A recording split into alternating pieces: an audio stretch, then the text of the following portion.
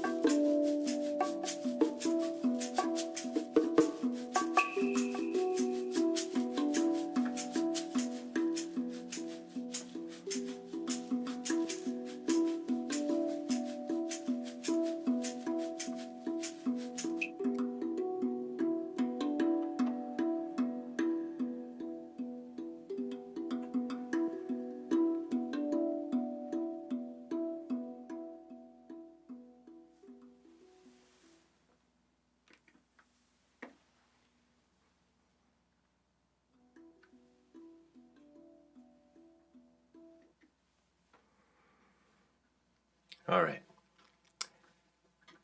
I'm a one-man show here, folks, so operating the looper. I hope you enjoyed that music. I'll, of course, be talking about the instruments I'm using and all that a little bit later. If you are interested in percussion, music, flutes, ukulele, whatever this is, and you don't know already, you can find out more on the World Drum Club channel and on the regular videos. But today's topic is more about music mindfulness. And what is music mindfulness? Music mindfulness is some of the answers to the question, what can music teach us about mindfulness and other things? How can we leverage the potential and the power of the musician experience, or what I like to sometimes refer to as the music mind, how can we leverage that to help us in life in general, in navigating? In other words, as kind of a philosophical platform or guide. And that's what it is.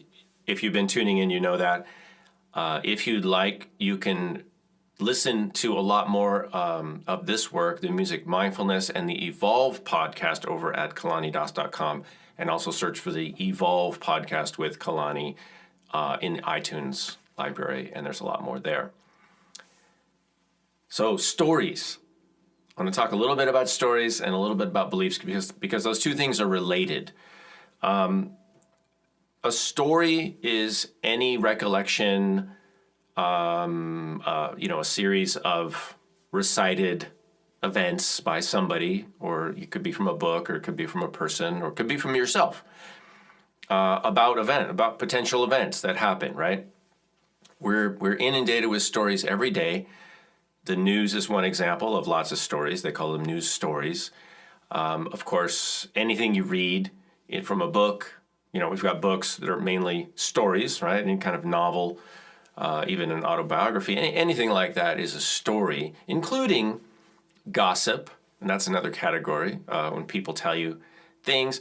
But here's the important thing to remember, and this is the one big takeaway that I want to leave you with. And I know many of you know this, but let's remind ourselves that any story is possibly true, and any story could be true for someone else and not necessarily true for you.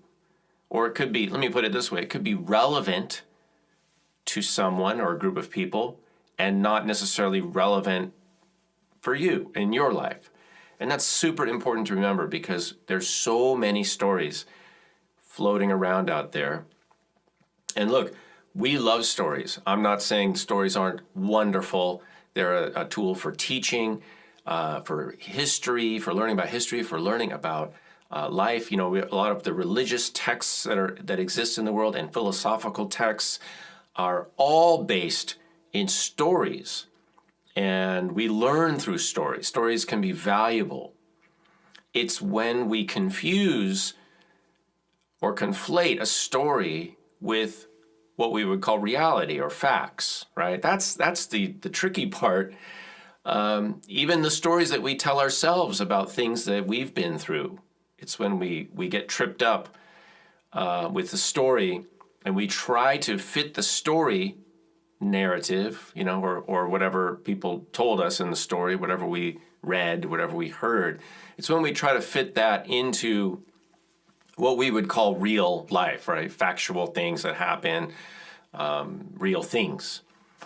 A perfect example of that is like a story, a ghost story or something, right? Or stories of mysticism, of otherworldly things, the aliens and things like that.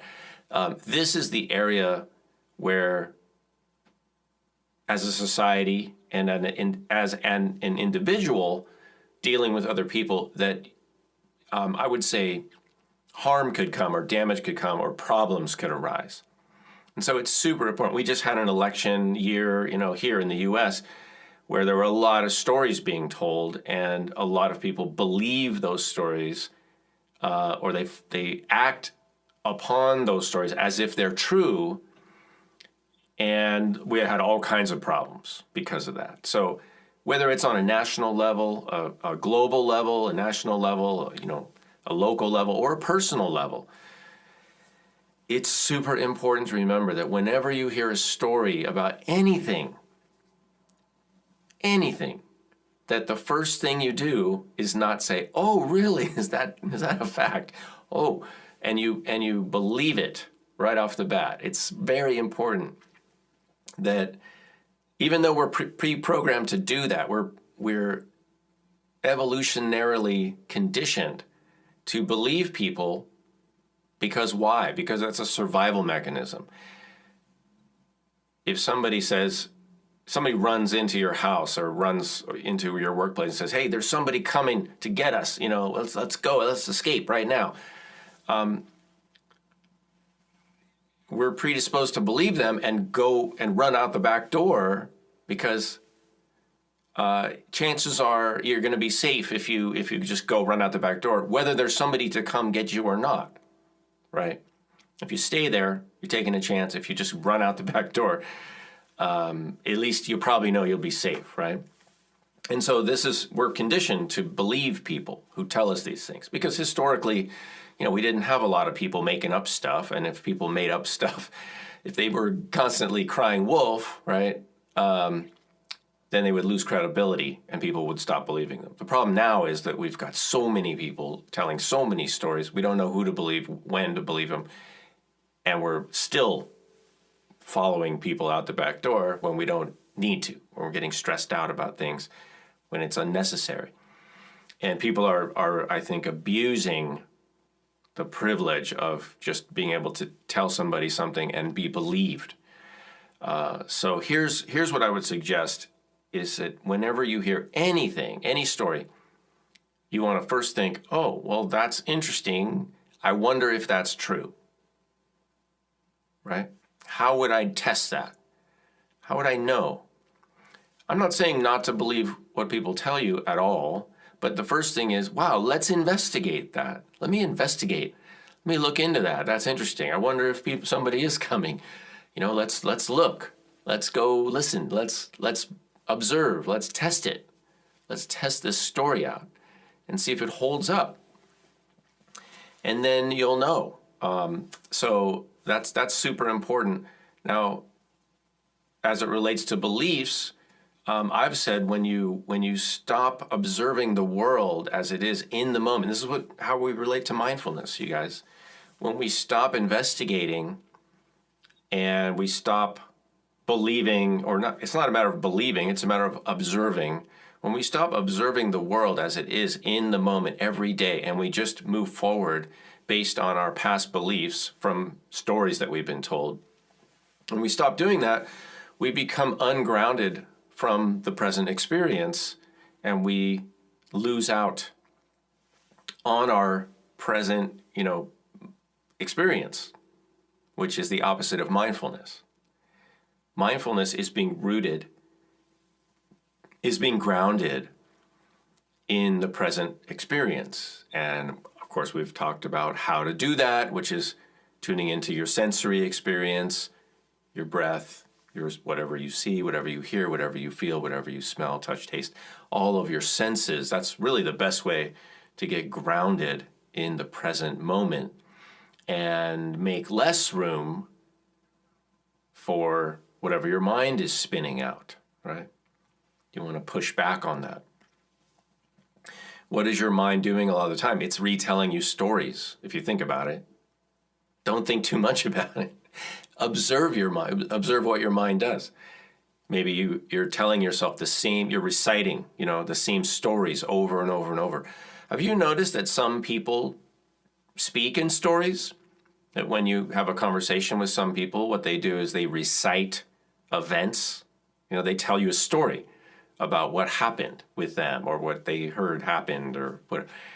A lot of story thinking out there. There's a lot of story thinking. So the problem with story thinking and story living is that you could be operating with some software that's not valid or true, and you're squeezing out your present experience because you're not attending to it. You're attending to the story. And then the story creates beliefs. And when you hold on to a belief, it kind of puts you in a position. And you could think about the phrase taking a stand or taking a position on something. When you take a position on something, you don't move around and look at things from different perspectives. So you can lose perspective because you're taking a position based on beliefs, based on a story. And that is, and I'm not advocating to take any specific position. I'm just saying that's what happens. And when people take positions based on stories that are based, and based on their beliefs, they end up far apart, and they end up stuck in a certain position, and they end up with no way to reconcile because they're not willing to move and see something from another perspective. And they're also just grounding their whole reality in perhaps a story or a series of stories and a series of beliefs that really rob them from their life experience as it's happening every day, every moment, as they live their lives. And just something to think about as we all move forward. What would solve that problem? How do we solve that problem? And I think mindfulness, attending to the present, being open, and investigating, investigate every single story you hear. We've even got a category of people. I'm not a fan of this particular label, but people have a label they call believers, right? There's believers, and then they say that there's non-believers. I mean, that's how strong this idea of belief is. It's become, as people actually have categorized themselves and others as believers and non-believers, which I don't I don't believe that's true. Everybody believes something, right? Everybody is a believer in something, so everybody's a believer. But how about if we don't think about being believers and non-believers, we just think about being people in the present, observers, investigators.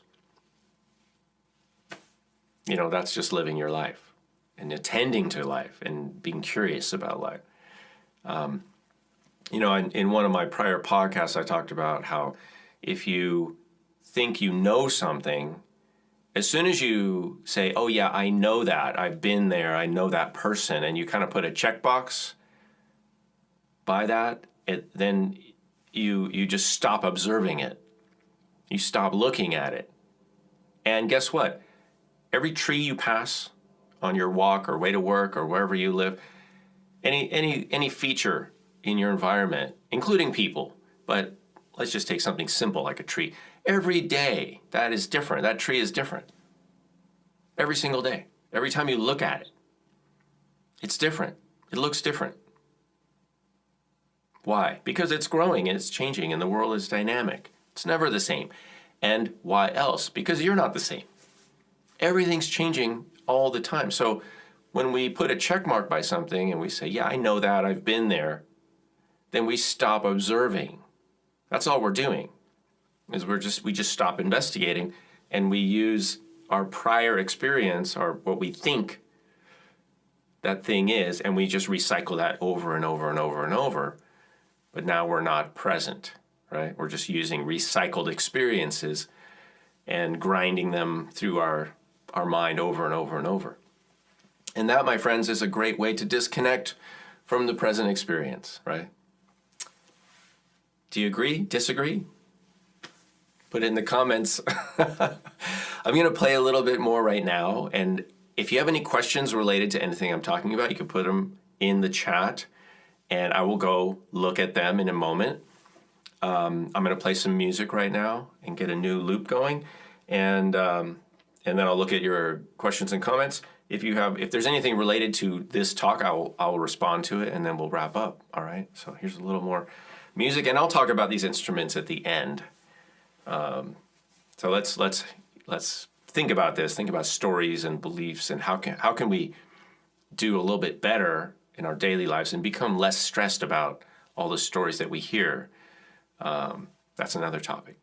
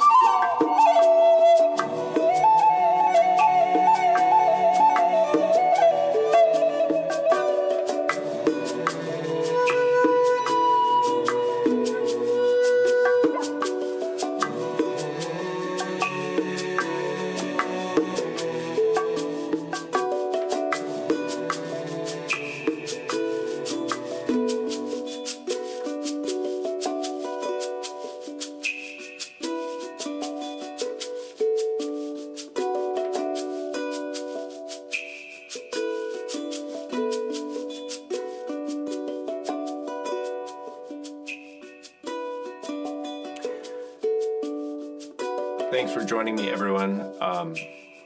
Muchas gracias for the kind comments. I see we have some friends, maybe from South America, from Brazil, maybe. I'm not sure. But thank you for tuning in today.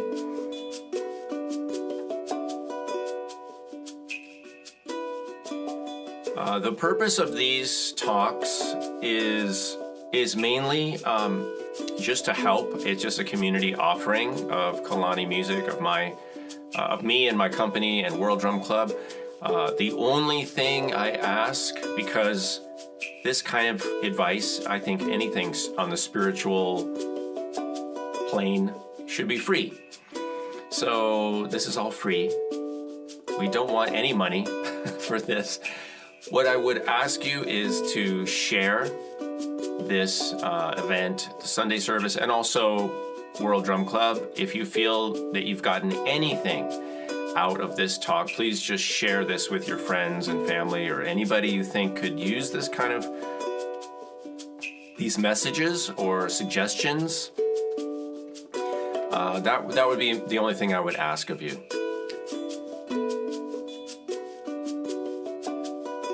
So I'm going to tell you about the instruments right now.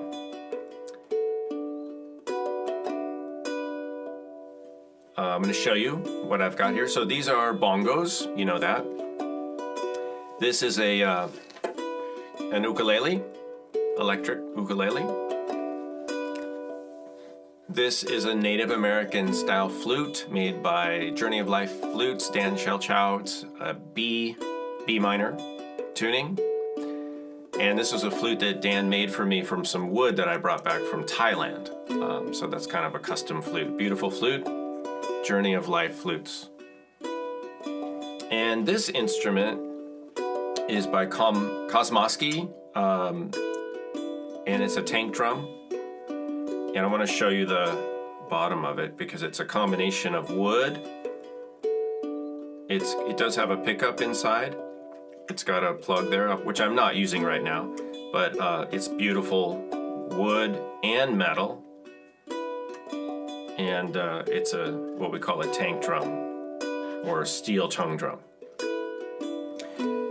And I've done a review on this on the channel, so you can go look at that if you're interested. I used a shaker that I made from Yakult bottles. There's also a video on how to make that. And then I use this instrument, which we call the cricket, something like that. There's also a video on this on the channel. And then early on, I used the caxixi, the basket rattle, basket shaker. And I used my voice. And that's it. Those are all the instruments that I use today. I try to use a little bit different instruments for every Sunday service that I do, just improvising. If you're interested in learning about any of these, you can go to my Patreon page, and there's a lot of videos there. There's full courses on most of these instruments, ukulele, flute, percussion, drumming, all this kind of thing over there. So you can go to patreon.com/Kalani if you're interested in studying and practicing and learning about some of these instruments. And of course, we've got hundreds of educational videos on the World Drum Club YouTube channel. I hope this has been helpful. This is another Sunday service, music mindfulness. If you have any questions or requests, you can email me at kalanidas@gmail.com or go to my website, kalanimusic.com, and send me an email through the form there. As I said at the beginning of the broadcast today, if you're interested in this kind of information and you appreciate music and mindfulness and you like great music, you can go to listen to the Evolve podcast series at kalanidas.com or through iTunes. You can search for that online. I want to thank all of the people who made these instruments, because without them, we don't have a voice as a musician. And I also want to thank Cameron Gray, parablevisions.com, for the beautiful artwork that we use for the cover art for the podcast, for the broadcast and for the podcast. All right, I'm Kalani. Thanks for tuning in. Stay tuned. Bookmark this. I'll do my best to have a Sunday service every Sunday at 11 Pacific time. Share with your friends and use your stories wisely, my friends. All right, I'll see you next time.